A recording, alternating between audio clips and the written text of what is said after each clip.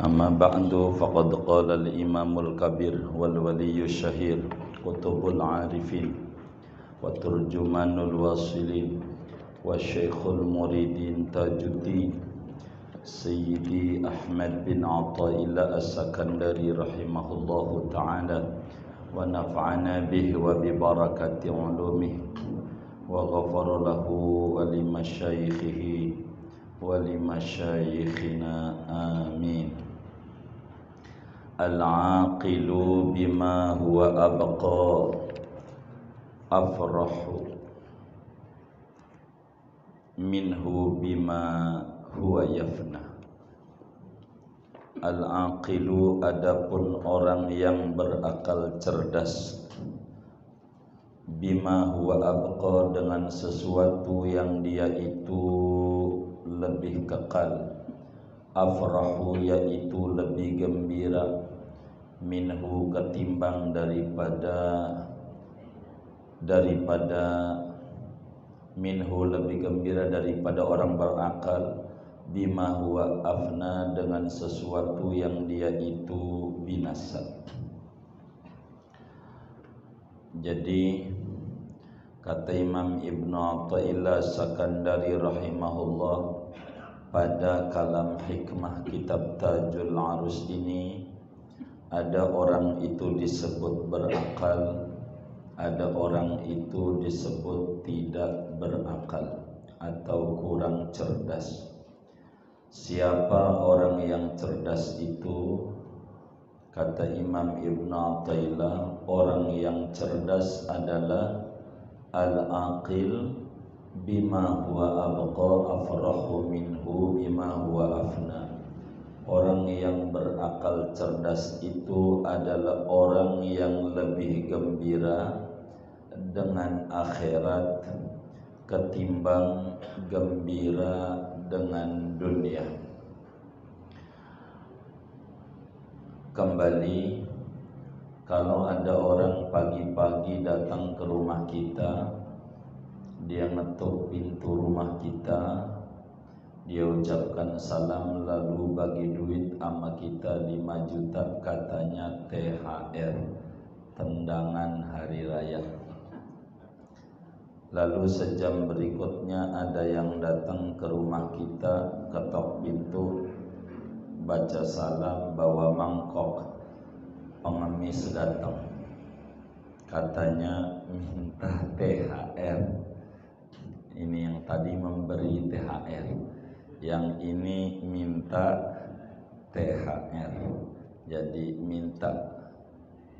Itu dari dua orang ini kalau mau jujur nih sama kita yang ngaji, yang paling nyes aja di hati, yang pertama apa yang kedua? Yang pertama. Itu namanya orang yang tidak ada akalnya, kata Imam Ibn Athaillah. Sebab orang yang akalnya ada adalah orang yang lebih gembira dengan yang pertama ketimbang yang kedua. Sebab yang pertama adalah siap kita disuruh jadi kuda, dia jadi raja. Kita suruh nganterin barang dia yang dia bakal ambil di akhirat, dan kita disuruh bawa-bawain barang dia jadi budaknya. Kalau yang kedua adalah orang yang cerdas, sebab dia biar jadi raja ada orang siap mau nganterin barang kita, kemudian dia girang karena ada orang yang siap nganterin barang kita. Maka orang yang berakal cerdas adalah orang yang lebih gembira ketika ada yang minta ketimbang lebih gembira ketika diberi. Dan ini rahasianya kenapa kita walau baca Waqiah sampai 40 kali semalam selama 40 hari puasa muti masih susah juga. Sebab antara mulut dan hati berbeda. Mulutnya dengan sholat duha tuh minta kaya mulutnya, dengan baca sholawat nariyah 4000 1444 minta kaya. Dia dengan sholat duha minta kaya, sampai dia baca dalail aja minta kaya. Tapi di hatinya lebih senang yang pertama, mananya hatinya minta jadi orang miskin, karena lebih senang diberi. Orang yang pertama tuh kan senangnya saja, itu berarti kita hatinya pengen jadi orang miskin. Sebab tidak ada cara bagi Allah untuk memenuhi keinginan hatinya kecuali harus dijadiin orang miskin. Kalau pribadi orang kaya, orang yang akalnya cerdas adalah bima huwa abqa afrahu minhu bima huwa yafna. Orang yang lebih senang dengan yang abadi, walal akhiratu khairul wa abqa. Akhirat itu lebih langgeng, lebih bagus, lebih ini, itu akhirat. Maka orang yang berakal cerdas adalah orang yang zuhud pada dunia, gemar pada akhirat. Jadi al-aqil huwa zahid fid dunya, ar-raghib fil akhirah. Walidha yaqulu sayyidi ibnu Athaillah, al-aqil bima huwa abqa afrahu minhu bima huwa yafna. Bila kita sudah duduk pada akal yang cerdas, yakni otak kita akhirat menjadi prioritas. Qad asyraqa nuruhu, sungguh bersinar oleh cahayanya. Kalau sudah pada maqamuz zuhud, cahayanya yang ada dalam hatinya keluar seternya. Wa dhaharat tabashiruhu, dan nampak oleh pembuktiannya, yakni lahiriahnya diterima oleh orang karena hatinya lebih duduk buat Allah, hati buat Allah, sehingga kata Allah, amma dunya ya dunya ukhdumi man khadamani, wahai dunia ente kudu nurut ama orang yang nurut ama aneh. Tapi kalau ama orang yang nurut ama ente jangan mau nurut, liar aja, biar puyeng dia. Oleh karena itu, orang yang berakal cerdas akan bercahaya kalbunya, dan pada pembuktiannya, realitasnya dia bakal diterima. Kenapa? Apa tulis kita fasadda an hadhihi dari mulian wa a'rada anha mughdiban. Fasadda, maka menghalang-halangi oleh dia, yakni menghabiskan oleh dia, mulian, padahal berpaling, an hadhihi dar, daripada ini negeri, wa a'rada anha, dan ia berpaling dari ini negeri, mughdiban, padahal benci. Orang yang akal cerdas, wa idza tahaqqaqal 'abdu bihadzal maqam, maqamul aqil alladhi yafrahu bima huwa baqa la yafrahu bima huwa yafna, itu nanti dia bakal habis pikirannya bagaimana barang yang di dunia ini bisa dibawa ke akhirat. Makannya dia pakai baca bismillah biar nyangkut ke akhirat, minumnya baca bismillah biar nyangkut ke akhirat.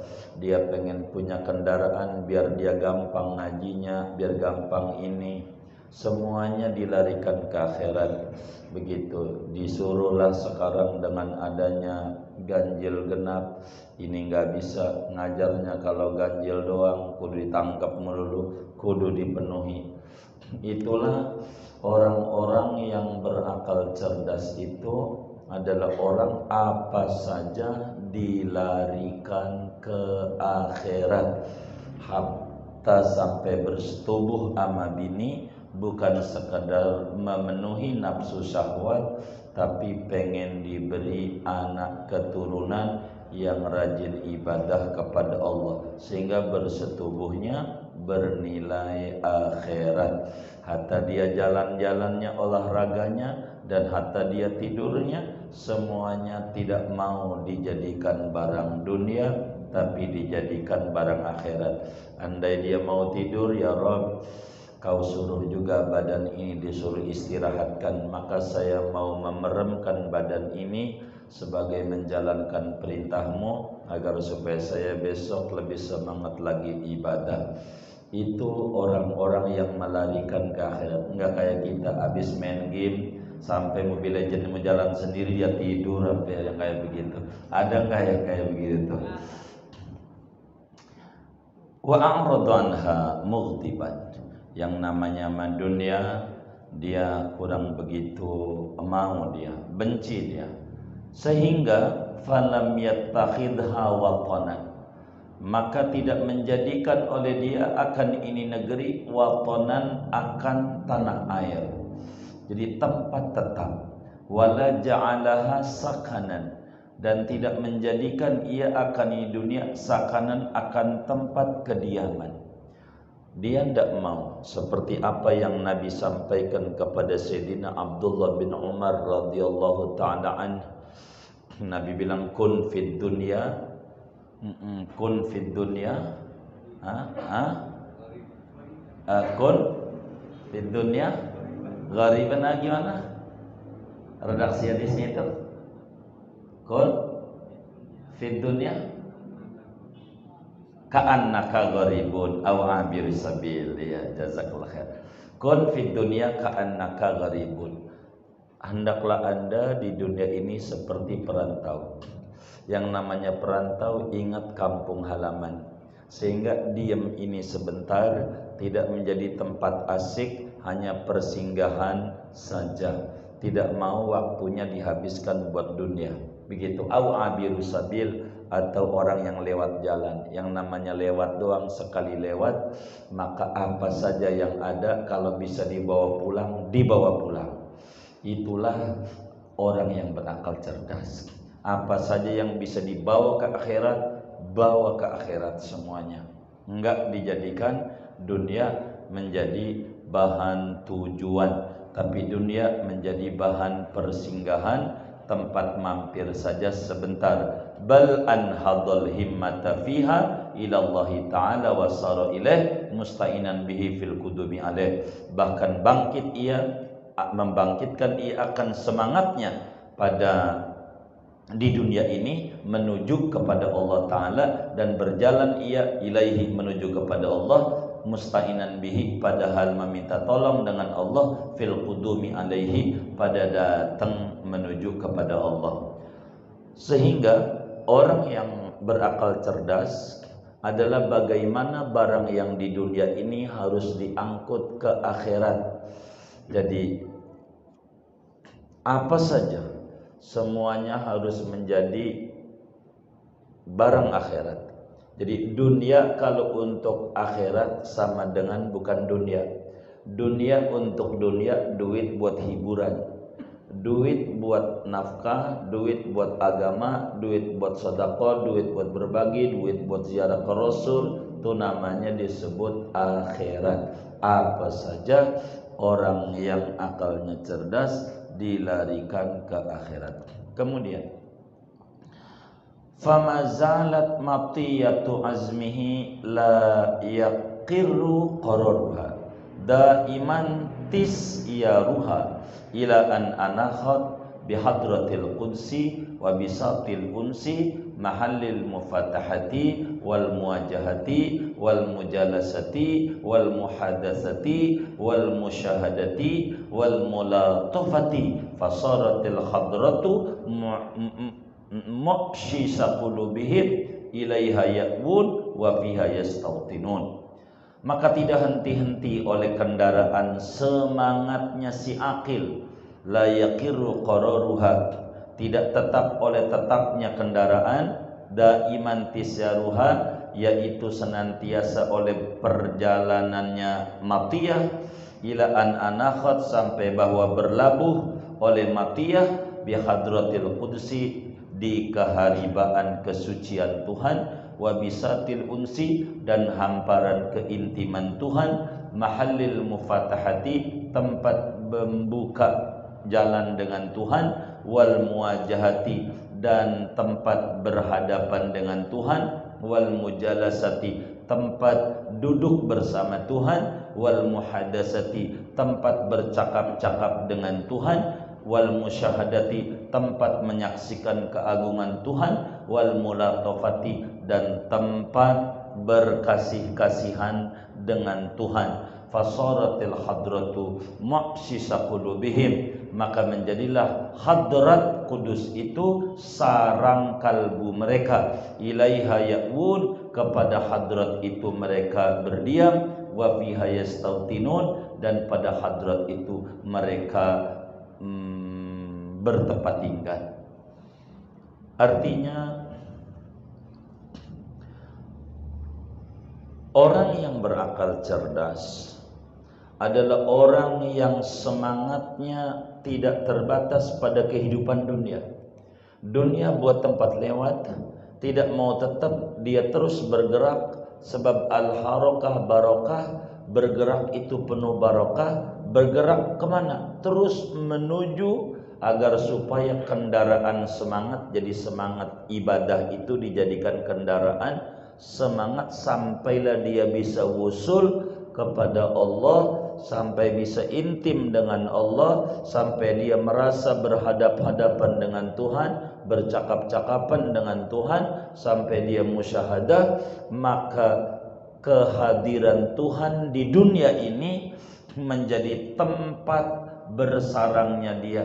Asiknya dia hidup di dunia bukan karena dunia, karena asiknya di dunia masih diberi kesempatan ibadah oleh Allah. Sebab dunia darul amal la jazaa'a fiha, dan akhirat darul jaza la amala fiha.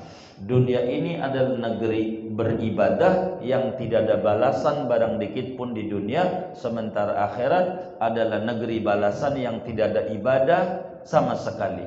Kerinduan dia untuk terus hidup di dunia bukan karena pengen senang-senang, karena pengen maksimal berkhidmat sama Tuhan. Maka minta panjang umurnya, minta karena pengen makin banyak berkhidmat. Minta panjang umurnya, makin pengen banyak berkhidmat. Itulah orang berakal cerdas. Tidak kayak kita pengen adzan maghrib tuh bukan karena pengen sholat maghrib, bukan, karena pengen buru-buru berhenti dari ibadah. Kalau kita ada nggak yang kayak begitu tuh? Sampai TV diganti, coba Indonesia, ini belum azan, kali RCTI udah adzan, nyari adzan. Padahal TV-nya di Jakarta juga, dia masih dicari juga. Ada tuh yang model kayak begitu. Maka orang yang berakal cerdas itu hidup di dunia ini karena pengen ibadah. Pengen ibadah, tidak lebih daripada pengen ibadah. Sebab wa ma khalaqtul jinna wal insa illa liya'budun, maka ibadah menjadi bahan kerinduan dia untuk terus hidup di dunia. Sebab kenapa dia minta panjang umur? Sebab nanti kalau udah di akhirat udah kagak bisa lagi ngabdi sama Allah. Udah nggak bisa. Tempat pengabdiannya udah habis. Waktu ngabdinya udah nggak ada. Maka fasaratil hadratu mu'sisa qulubihi. Maka jiwanya pengen kedekatan dengan Tuhan menjadi tempat sarang dia. Ibarat burung kandangnya. Maka sehingga dia rindu dengan ibadah, dia rindu dengan ibadah, maka wa fiha yastautinun, pada hadrat itulah yang kemudian dia pengen menjadikan ini bertempat tinggal. Oleh karena itu maka kita harus berupaya otak kita konsennya akhirat, sehingga dunia akan ngikut kepada kita. Sebab kehidupan di dunia ini kesenangan yang menipu. Segala yang sesuatu yang enak di dunia itu kalau kita pengen faham, apa aja yang menarik di kita bila belum kita miliki. Kalau belum kita miliki, apa saja ini menarik di dunia ini. Perempuan kayak udah cakep banget, cakep pas sudah nikah, ya Allah bawel banget bini saya. Dari dulu juga udah bawel, emang baru kali ini aja. Dulu aja lu kagak berasa belum dimiliki, pas sudah dimiliki udah pegel, kayaknya rumput tetangga lebih hijau begitu. Itu emang begitu. Motor begitu, kalau belum punya motor nih, ya Rob kasih motor lah saya, nggak usah yang baru deh, second nggak apa-apa. Jadi ngaji juga enak kalau udah punya motor ya Rob, second nggak apa-apa. Begitu, jangan sampai naik sepeda. Dulu Sulaiman begitu tuh, kalau udah punya motor enak, pas udah punya motor, ya Rob jelek banget nih, PCX apa ya, begitu kan. Ya Karim. Jadi enaknya itu kalau masih diangan-angan di dunia. Kalau udah nggak, sama aja, nggak ada yang enak. Kalau masih belum, itu yang namanya gunung indah, coba diparanin, biasa aja. Malah banyak warung, ya kerupuk dagangnya kayak aja di tetangga rumah. Itu begitu. Kalau masih belum diparanin, udah indah banget. Puncak indah, ya Allah indah banget. Pas udah di sampai sono, ngapain? Capek gua tidur mau di rumah aja. Ngapain di sono mau tidur? Begitulah kehidupan, saudara. Apa aja enak kalau belum dimiliki. Kita belum punya mobil, enak kali kalau punya mobil. Kalau punya mobil, ya Allah macet lagi ya, enakan motor juga. Begitulah kehidupan itu, terus aja dunia itu. Jadi angan-angan saja. Fa in nazalu ila sama'il huquqi au ardil hududi, maka jikalau mereka itu turun singgah ke langit hak-hak dan kewajiban Tuhan, au ardil hududi, atau turun ke bumi bagian-bagian nafsu, fabil idni wa tamkin, maka dengan izin Allah dan dengan kemantapan iman, warusukhi fil yakin, dan mantap pada keyakinan, fala yanzilu ilal huquqi bisu'il adab wal ghaflah, maka tidak singgah oleh mereka, tidak turun mereka kepada hak-hak dan kewajiban dengan buruknya adab dan kelalaian, wala ilal hududi bisyahwati wal mut'ah, dan tidak kepada bagian-bagian nafsu dengan syahwat dan senang-senang belaka. Bal dakhalu fi dzalika kullihi billah walillah wa minallah wa ilallah, bahkan mereka masuk pada yang demikian itu seluruhnya dengan memohon pertolongan Allah dan ikhlas karena Allah, berangkat dari Allah dan menuju kepada Allah. Sehingga seorang hamba yang berakal cerdas itu, kata Imam Ibnu Athaillah As-Sakandari, dia kemana saja larinya kepada Allah. Itu yang disebut wabtaghi fima atakallahu dar akhirah wala tansa nasibaka minad dunya. Jadi konsennya tetap akhirat dan tidak melupakan kodrat dia hidup di dunia. Waktunya makan, waktunya minum, waktunya istirahat. Dan bila dia naik ke langit, yakni mengerjakan kewajiban-kewajiban Allah, maka mengerjakan kewajibannya tidak asal-asalan, tidak adabnya buruk, tidak dengan kelalaian, dengan keseriusan kepada Tuhan. Pun ketika memenuhi hak-hak nafsu, hak badan, tidur bukan karena syahwat, bukan karena berleha-leha, makan bukan karena berleha-leha makan, tapi untuk dijadikan bekal kuat ibadah. Begitu, bukan syahwat dan mut'ah, bukan sekedar syahwat dan senang-senang belaka, tapi semuanya dilarikan kepada Allah Subhanahu wa taala. Apa saja yang di dunia selalu bima huwa abqa afrahu minhu bima huwa yafna. Itulah orang yang berakal cerdas. Apa aja yang dia kerjakan bersandar pada akhirat. Mana yang jauh lebih penting untuk akhirat di mata dia. Begitu. Bila kemudian ini di mata dia ini ada syahwat, walaupun barang sepele dia tidak kerjakan, tapi karena ini adalah disuruh kita makan untuk ibadah, maka dia makan karena dia ibadah. Sehingga apakah ke ardil hudud, apakah ke ila sama'il huquq, tetap saja dia dakhalu fi dzalika kulli billah, lillah, minallah, ilallah.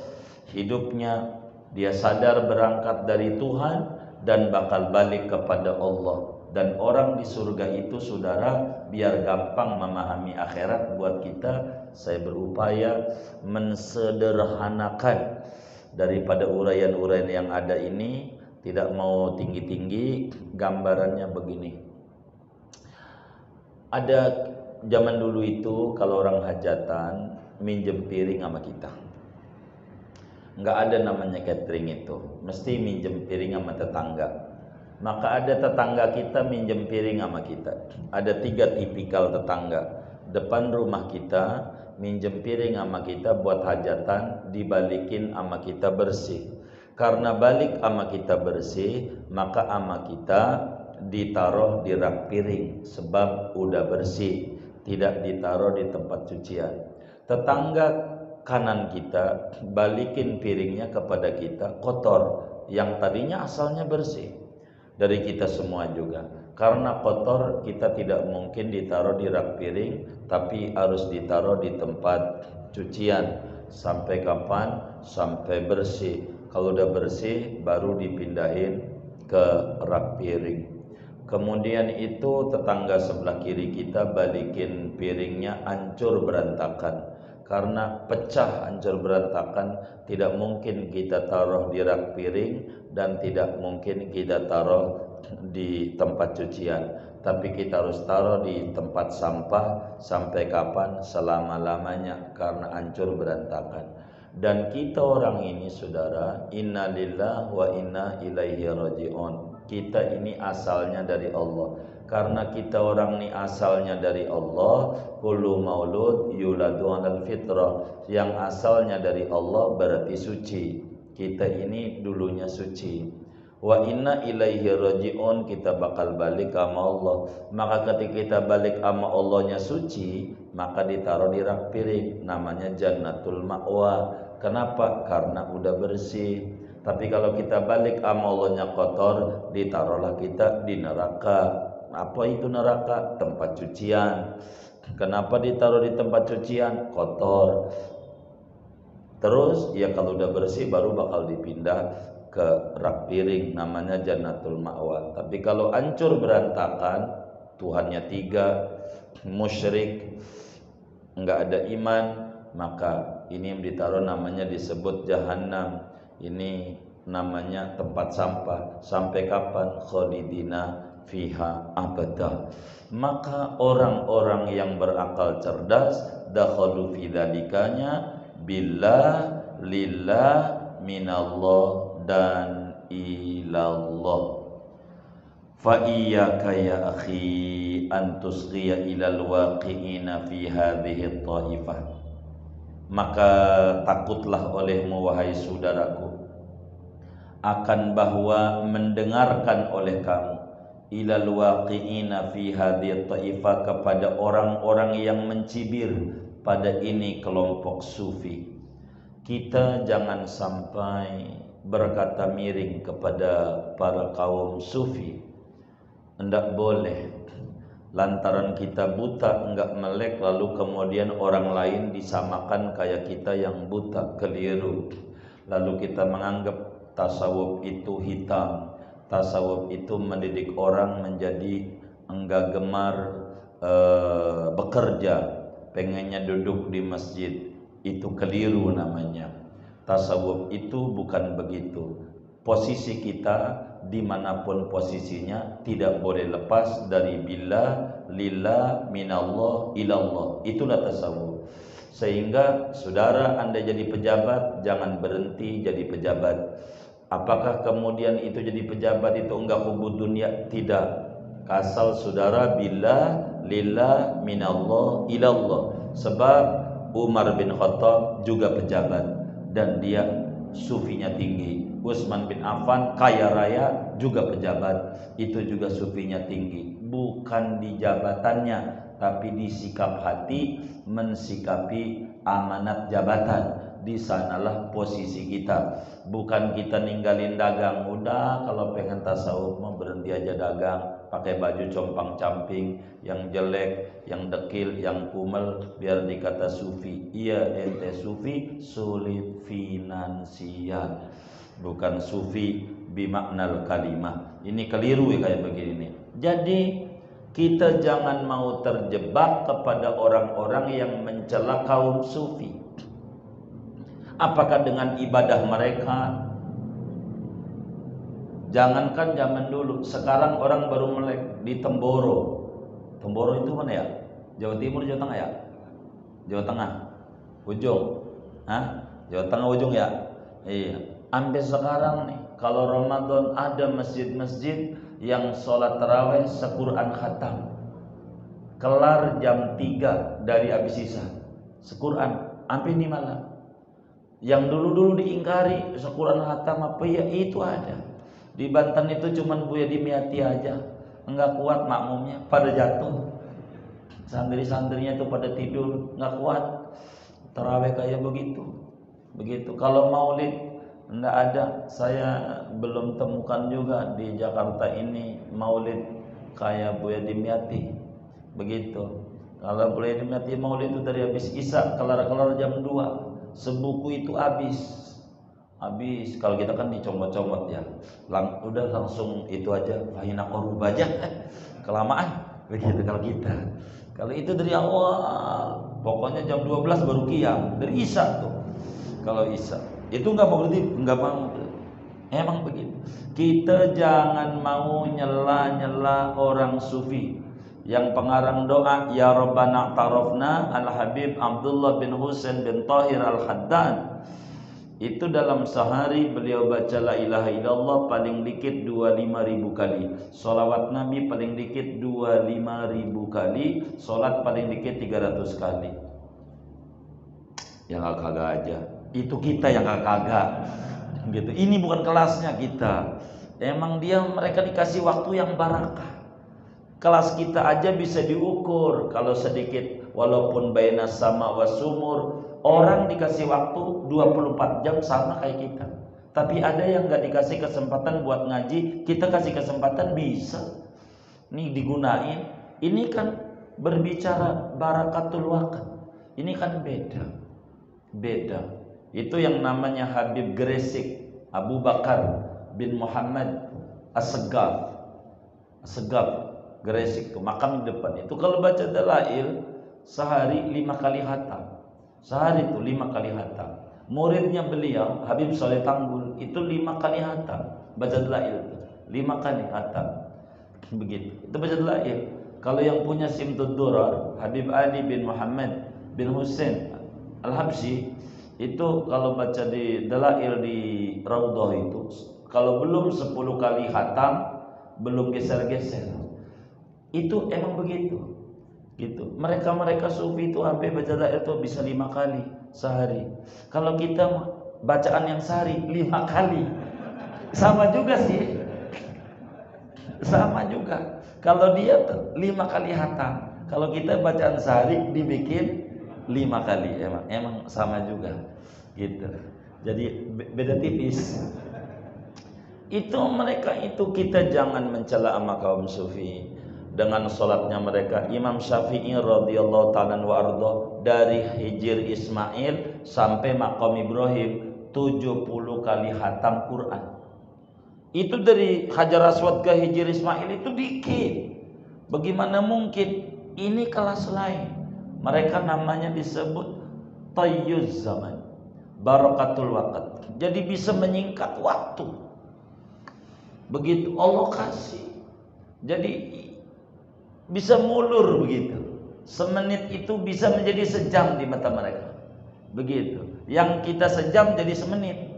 Begitu. Artinya kita bisa nyingkat waktunya. Umur kita tuh isinya kosong. Tahu-tahu udah rambut ubanan aja. Belum ada ibadah. Kita tuh begitu. Kalau sufi enggak. Emang mereka ibadah. Imam Ahmad bin Hanbal, murid Imam Syafi'i, itu dari umur 8 tahun sholat tahajud 300 rakaat sholat malam. 8 tahun sampai umur 80. Enggak kurang tuh tiap malam. Udah umur 80, 150 rakaat menjelang wafat karena udah loyo sekali. Kita enggak boleh mencela. Kata Imam Ibn Athaillah, fa iyyaka ya akhi an tusghiya ila alwaqi'ina fi dhaifah. Mencerah kepada kaum sufi itu jangan. Kita minimal mahabbah dulu dah. Mahabbatul aulia. Sebab kalau berbicara ibadatul aulia udah susah sekali. Bukan kelas kita. Aulia itu diberikan barakatul waqt. Barakatul waqt. Itu aulia. Begitu, aulia. Barakatul waqt. Berbeda. Kenapa kita jangan menggibah, mencela ama waliullah? No comment kalau udah waliullah. Hatta Imam Junaidi al-Baghdadi, hatta Imam Al-Khallaj, no comment. Tidak boleh mencela waliullah, bahaya. Sebab kata Allah dalam hadis qudsi, Imam Al-Bukhari riwayatkan dalam Sahih Al-Bukhari dari Sayyidina Abu Hurairah radhiyallahu taala an, daripada Rasulullah dari Allah, man adali waliyan faqad adantuhu bil harbi. Siapa orang yang memusuhi waliku, maka aku izinkan untuk diperangi. Maka hidupnya susah kita, penuh gelisah, enggak ada kebahagiaan. Kalau kita mencela wali-waliullah, kita sama waliullah jangan. Kenapa? Ada banyak alasan. Setidak-tidaknya dua, kata Imam Athaillah. Li'alla tasquta min ainillah, agar supaya tidak jatuh oleh kamu dari pandangan kasih sayang Allah. Jangan sampai kesayangan Allah sama kita dicabut. Bahaya. Orang yang mencela wali, mencela ulama, habis anak keturunan kita sulit untuk jadi ulama. Udah begitu. Jadi itu begitu. Kita tidak boleh sama wali-waliullah itu no comment aja dah. No comment. Kita mau apanya aja, kita harus husnudzan. Carikan jalan keluar. Apa saja, karena bukan kelasnya kita. Bukan kelasnya kita. Kedua, watas taujibal muqtaminallah, dan berhak oleh kamu akan dimurkai dari Allah Ta'ala. Jangan begitu. Jadi kita enggak boleh. Sampailah kata Imam Junaidi al-Baghdadi, Sayyidut Taifah, murid daripada encingnya. Dia punya encing namanya Saris Sakati. Kata Imam Junaidi al-Baghdadi, at-tasdiqu bi ilmina hadza wilayah. Percaya dengan dunia sufi itu sudah ada pangkat kewalian dari Allah. Percayanya aja udah wilayah, percayanya. Sehingga fa idza fatatkal minna min nafsik fala tafutka an tusaddiqa biha fi ghairik. Bila kita enggak dapat pangkat kewalian, mendalami dunia walian, kita belum, paling tidak kita percaya aja sama mereka. Udah cukup. Gitu. Kita percaya aja, barang di dunia aja kita percaya. Handphone tuh, ini gimana ya kita di sini ya, bisa nyambung ke sono, kabelnya kayak apa? Emang bukan kelas kita di dunia teknik. Kita nggak ngerti dunia ini. Wis percaya aja, pakai aja deh handphone tuh. Udah begitu aja. Kelas kita ini taslim aja kepada ahli-ahli Allah. Karena bukan kelas-kelas kita yang pada bagian-bagian begini, bukan kelas kita. Udah taslim saja. Begitu, taslim aja. Sebab taslimnya saja, kata Imam Junaidi, at-tasdiqu bi ilmina hadza wilayah. Percaya dengan ilmu sufi itu sudah mendapatkan kecintaan dari Allah Subhanahu wa ta'ala. Kenapa? Fa inna haula'il qauma jalasu ma'allah ala haqiqatis sidqi. Maka sungguhnya mereka kaum ini, golongan ini, mereka duduk bersama Allah atas hakikat kejujuran. Sidik fil niyah, sidik fil qaul, sidik fil fi'li, sidik fil azmi, begitu. Sidik fil amal, sidik fil qalb, sidik fil fu'ad, sidik fil sir. Mereka itu sidik. Maka hakikatus sidqi ada pada mereka, dan kita belum nyampe pada maqam itu. Wa ikhlasin minal wafa, dan ketulusan daripada menepati janji dengan Allah. Kita sebagai hamba Allah benar-benar dibuktikan dijadiin hamba. Betapa Imam Ahmad bin Hanbal sebelum memasuki di dunia sufi ngobrol sama Imam Bishr al-Hafi, sezaman dengan Bishr al-Hafi Imam Ahmad di Baghdad. Kata Imam Ahmad, kambing itu 40 ekor, zakat 1 ekor. Zakat 2,5%, 1 ekor zakat itu. Jadi ada zakat, ada. Kata Imam Bishr bil Hafi, kalau kami tidak ada ajaran zakat. Begitu. Jadi sufi itu enggak ada ajaran zakat. Amma indana fala zakata. Kalau kami ini enggak ada zakat. Begitu. Imam Ahmad bertanya, kok bagaimana disuruh aqimus sholawatu zakat, kok enggak ada zakat? Kami ini hartanya punya Allah semua. Apa yang mau dizakatin? Wong kami buat semuanya buat Allah. Semuanya buat Allah. Jadi enggak ada zakat, enggak ada. Gitu, enggak ada zakat. Semuanya buat agama semuanya. Setiap punya uang diambil dikit buat makan dia, selebihnya buat agama. Jadi enggak ada zakat. Oh, begitu maksudnya. Ini sih belum kuat kita. Iya, belum kelasnya kita itu. Enggak ada zakat nih, belum kelasnya. Itu mereka begitu. Kita enggak ada. Al-malu malullah. Loh, malullah yang zakatin Allah, ya kita enggak ada zakat punya Allah ya. Begitu semuanya. Maka Bishr al-Hafi. Al-Hafi itu nyeker mulu. Kenapa? Duitnya sendal aja kagak beli buat agama aja dia. Bishr al-Hafi. Itu torekatnya kayak begitu. Torekatnya Bishr al-Hafi. Itu kayak begitu. Jadi mereka itu ikhlas melwafa. Yang oleh Imam Ibnu Athaillah dalam hikamnya beliau nyatakan, kun li awsafi ubudiyatika mutahaqqiqan wa li awsafi rububiyatihi muta'alliqan. Sufi itu al-wafa. Dia benar-benar menjadi hamba Allah. Hamba tuh kayak di dalam fikih namanya kitabul itiq, bab budak. Yang namanya budak itu kerja doang, gaji aja nggak dapet. Semua duitnya buat Tuhan. Ya kerjaan dia kerja aja. Jadi pikiran dia dengan kerja maksimal supaya dibebasin nama Tuhan, dijadiin hamba merdeka. Itu mereka. Nah, kita kudu kayak begitu dalam berfikir, bahwa kita hidup ini jadi hamba Allah, kita kerja aja, ibadah sebisa kita, baik mahdha ghair mahdha, supaya Tuhan bebasin kita dari neraka. Itu begitu. Maka itu yang harus kita jalani. Wa muraqabatil anfas ma'allah, dan memperhatikan hembusan nafas bersama Allah. Mereka itu bila kemudian satu napas enggak ingat Allah aja, istighfar bisa ribuan kali. Kalau kita mah ya Allah, zikir aja enggak ingat Allah lagi zikirnya itu. Enggak ingat warung mulu. Padahal mulut la ilaha illallah, warung sepi ya Allah. La ilaha illallah, warung yang diingat bukan Allah, itu kita kelasnya. Udah kita percaya aja sama sufi. Udah percaya dulu dah.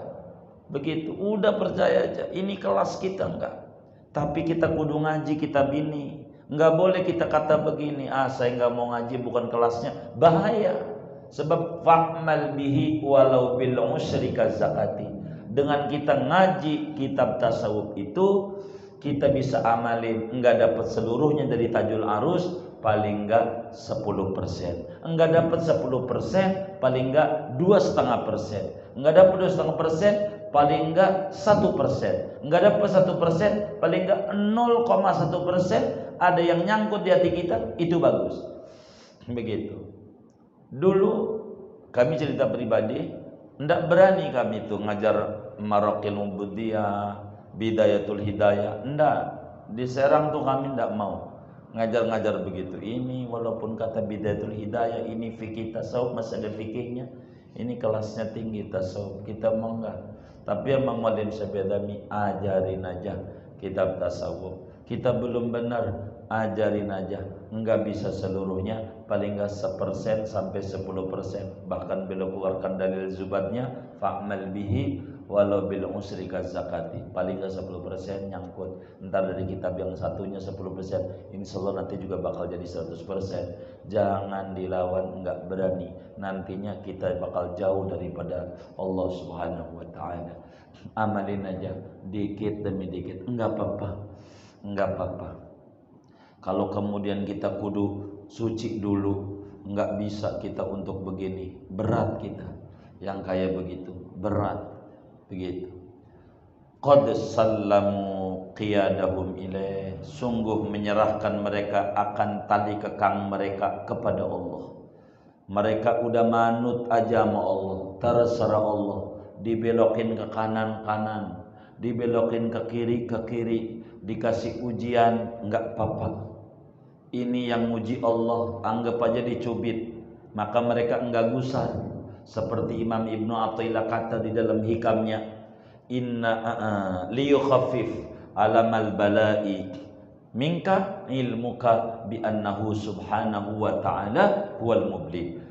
Keyakinan Anda yang memberi ujian wabah ini adalah Allah, akan meringankan derita, beban derita dari Anda. Biasa aja, jangan berlebihan. Makhluk ini corona, kita juga makhluk. Kalau makhluk jangan takut sama makhluk, takutnya sama Khalik. Sekedar aja, waspada perlu, berlebihan jangan. Itu begitu.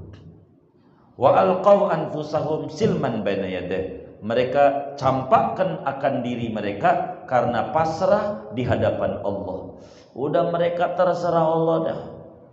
Mereka udah kayak mayit di hadapan yang memandikan. Itu sufi.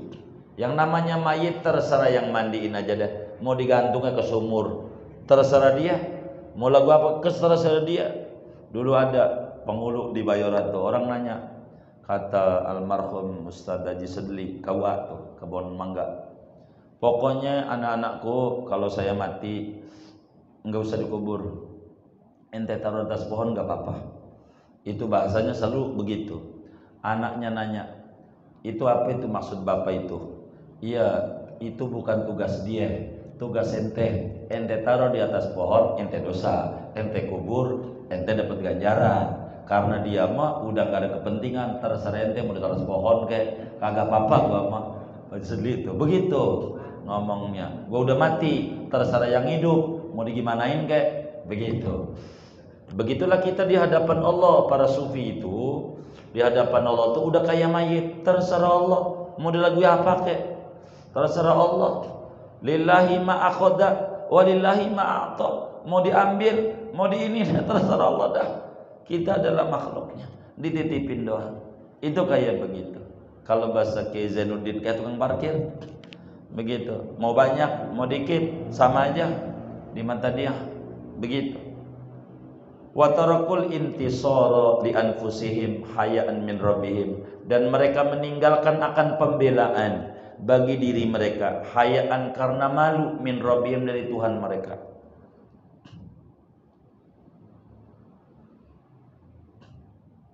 Mereka enggak mau. Andai ada orang zalimin mereka, anggap aja dah jenggot dicukur. Ini sendal hilang, wah jenggot dicukur. Ini mau banyak nih. Begitu aja. Enggak mau nyumpahin, mampus nih. Yang nyolong nih mampus, enggak disumpahin juga bakal mampus. Jangan kan dia, kita aja bakal mampus juga, ya kan? Enggak usah. Mereka tuh begitu. Fakana huwal muhariba anhum liman harabahum. wal ghaliba liman ghalabahum. Begitu ya? Betul enggak? Baik. Maka adalah Allah, dia adalah Allah Rabb, yaitu yang memerangi daripada mereka bagi orang yang memerangi akan mereka, dan yang memenangkan bagi orang yang mengalahkan oleh orang akan mereka. Jadi Allah lah semuanya terserah. Terserah Allah. Mau digimanain aja.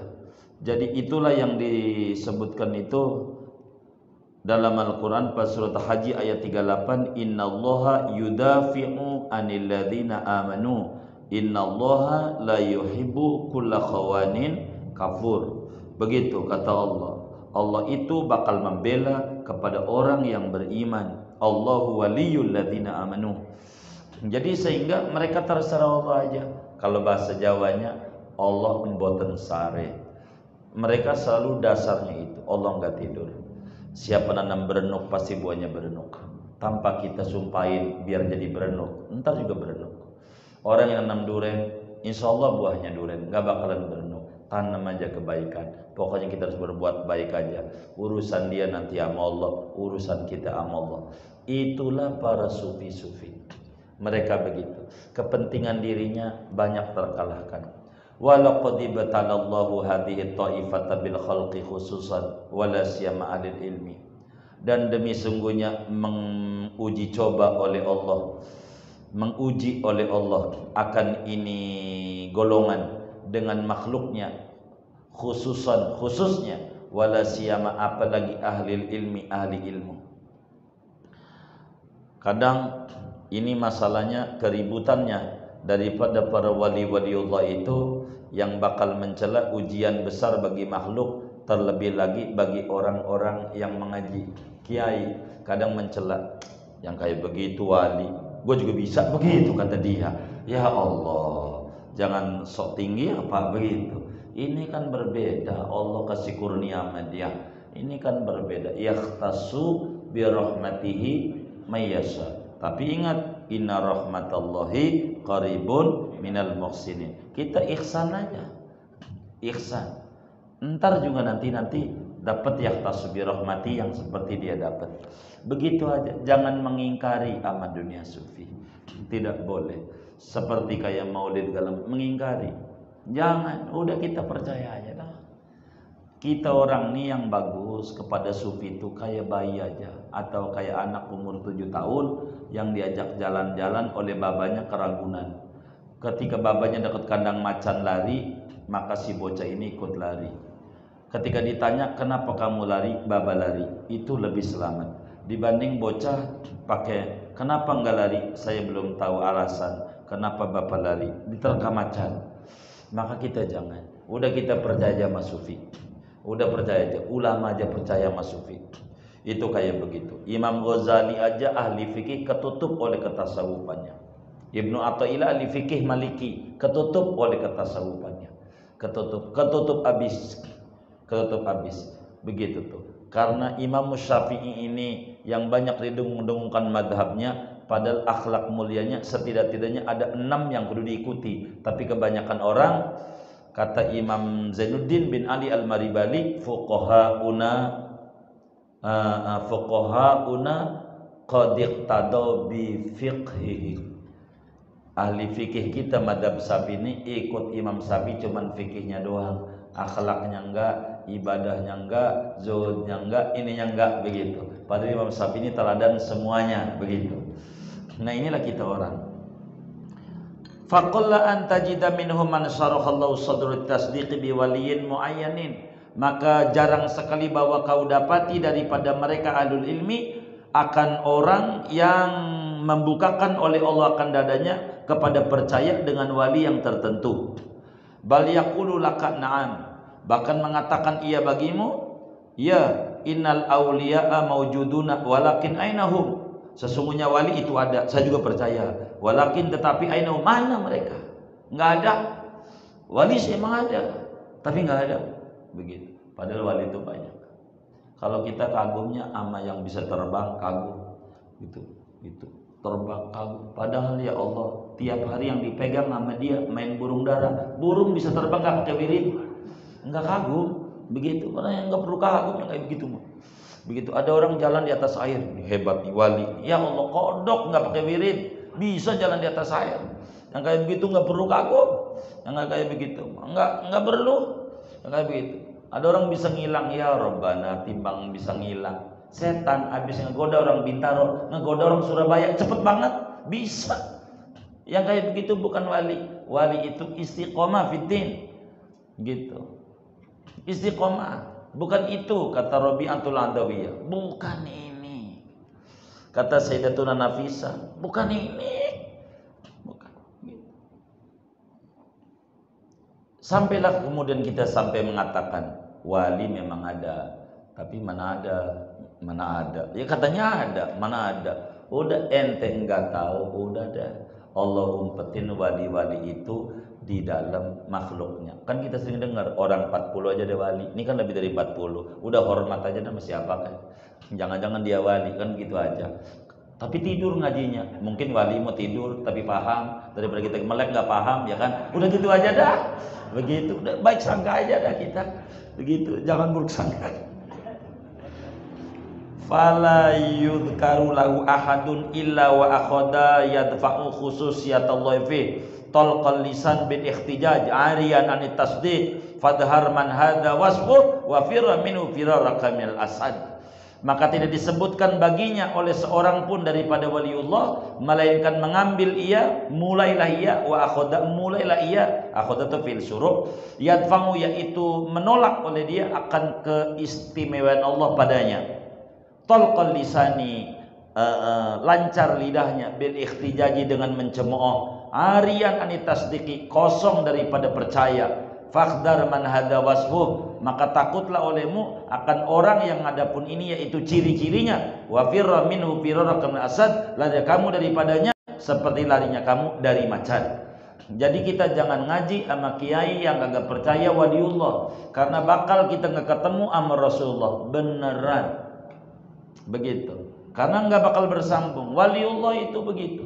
Jangan kita ngaji, kata Imam Ibnu Taimiyah, fakhdar man hada wasfu, awas takut kamu orang yang ciri-ciri kayak model begini kudu berhenti, pindah guru. Kalau ada kiai ingkar ama karomatul aulia. Allah tulis dalam Al-Quran bagaimana tidurnya Ashabul Kahfi 309 tahun, walabisu fi kahfihim salasami'atin sinina wazdadu tis'ah. Ini tulis menunjukkan karomatul aulia itu ada. Bila orang itu enggak percaya sama aulia, begitu, kecuali kudu muncul karomatnya dulu, maka kemudian kita tak perlu ngaji sama dia, sebab kita enggak bakal bisa wusul kepada Rasulullah, apalagi wusul kepada Allah Subhanahu wa taala.